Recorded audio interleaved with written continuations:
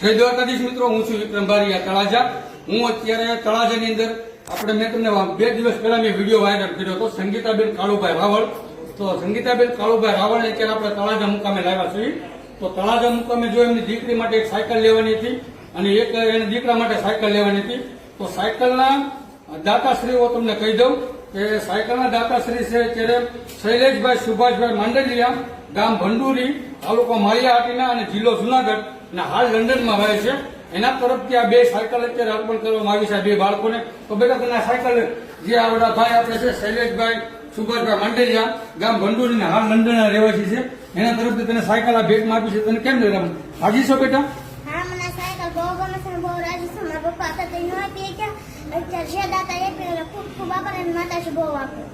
અને તો લોકોને મારી નમ્ર વિનંતી છે કે વધુ ને વધુ હજી આ પરિવારને આપણે ઘઉં લેવાના છે, બાજરો લેવાનો છે અને ચોખા લેવાના